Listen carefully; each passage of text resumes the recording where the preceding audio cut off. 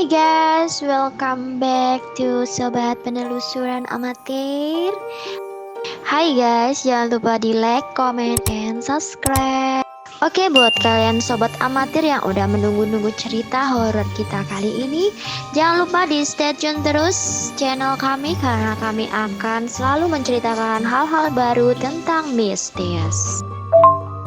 Yo, buat kalian yang udah nunggu-nunggu cerita dari kami, jangan lupa kalian harus punya teman untuk mendengarkan cerita kali ini, karena ini sungguh sangat mencekam. Karena ini Anda harus mempunyai adrenalin yang sangat besar untuk mendengarkannya, karena ini sangat menguji adrenalin Anda.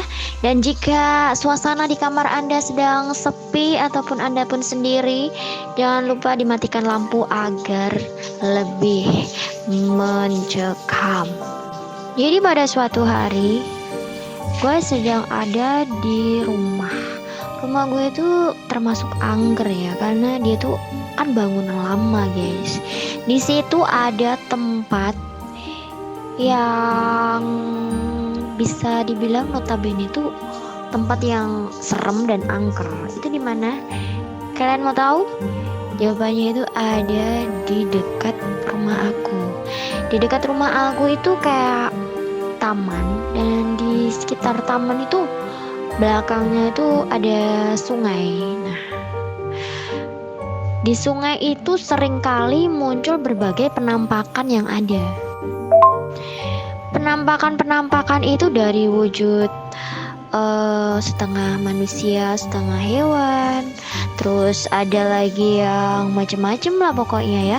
Ada penampakan kunti, ada pocong, terus ada juga yang orang tenggelam guys. Nah, gue punya cerita. Di suatu hari itu selalu aja ya, ini menurut kita yang daerah situ tuh pertanda orang yang tenggelam tuh ada di sungai itu. Tanda-tandanya itu banyak sih sebenarnya. Nah, bertandanya itu kalau ada orang hanyut itu selalu ada bau amis yang menyengat, terus ada suara rintian, dan kadang itu tengah malam itu tiba-tiba di lantai 2 rumah itu. Biasanya tuh kan ada ya, kamar aku tuh di lantai 2 kamar. Itu bisa pintu itu dimainin gitu, kayak daun pintu tuh dimainin gitu guys. Lah itu tuh kenapa? Itu pokoknya dia apa ya, kayak ekstrim banget loh, menunjukkan eksistensinya tuh. Jadi guys, rumah angker yang aku huni itu ada 2 lantai.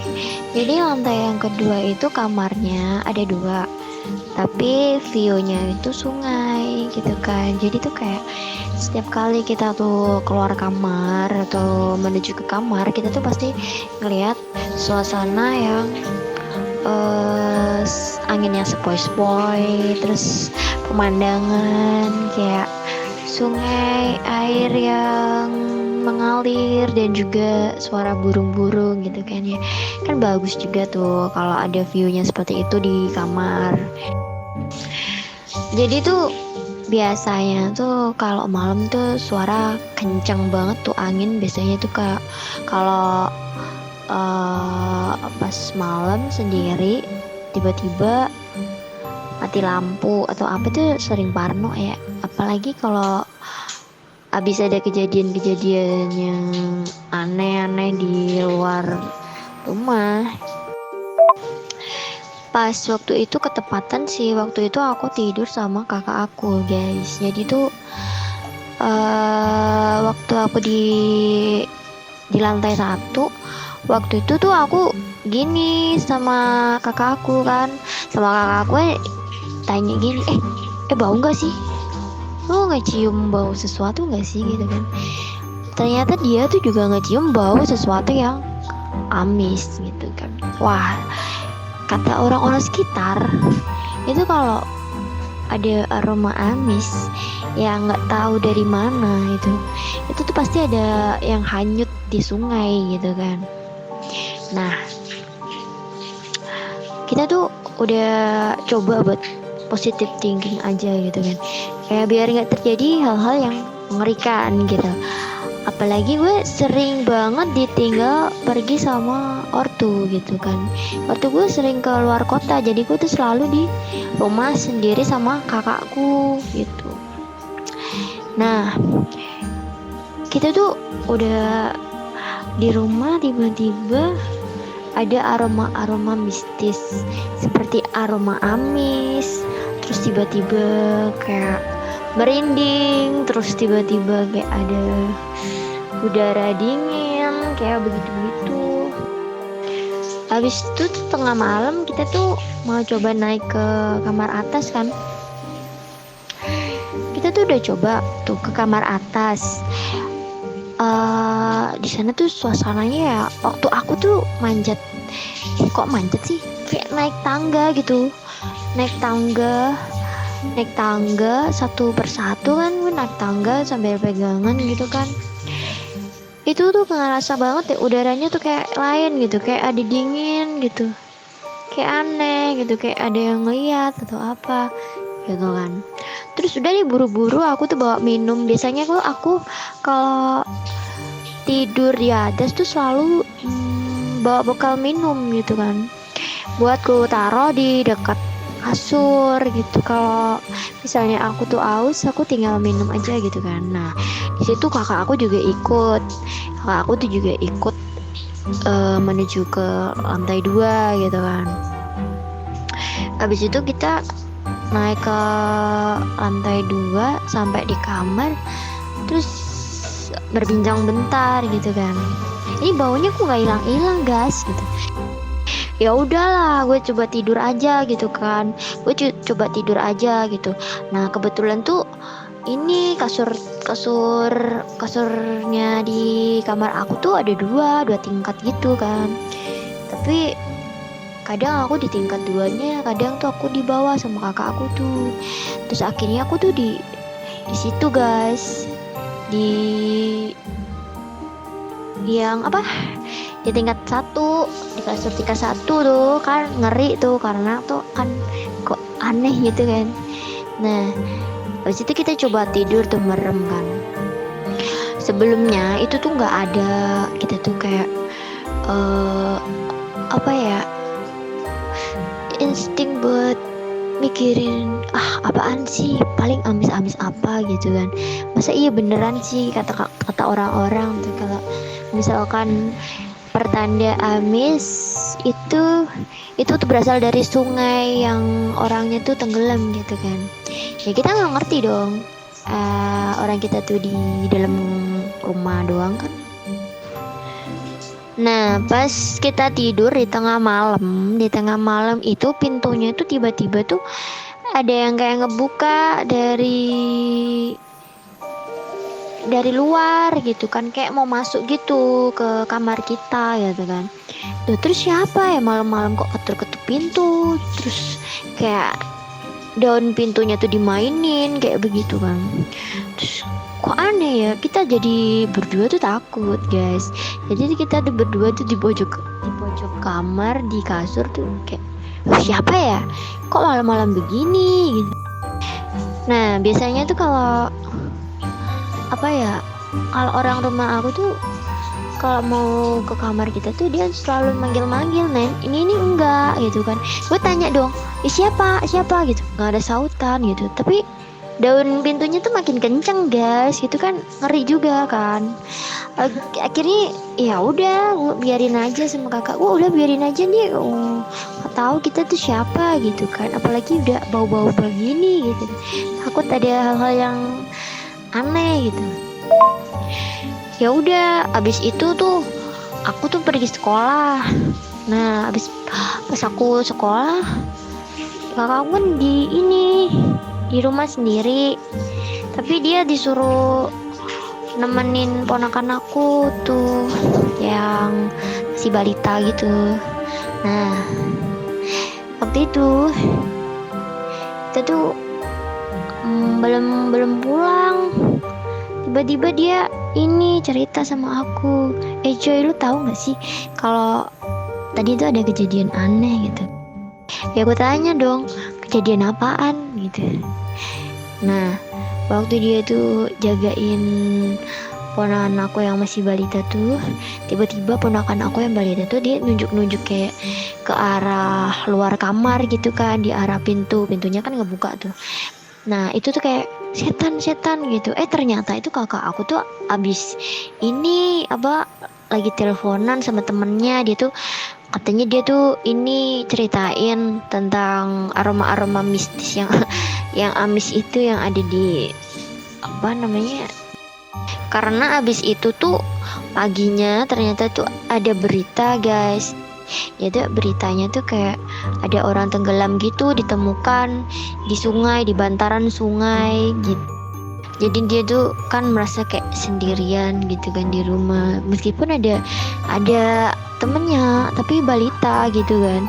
Nah ternyata tuh ini dia tuh kayak ngegosipin gitu, kayak ngibain orang yang ada di berita itu yang ditemukan mayat di bantaran kali sungai itu gitu. Ternyata beneran tanda-tandanya itu kayak bau-bau amis gitu ya, nggak jelas gitu.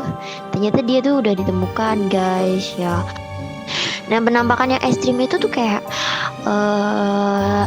mainan ini, mainannya ponakan aku tuh kayak terbang gitu kayak dibanting di depan dia tuh teriak-teriak gitu guys.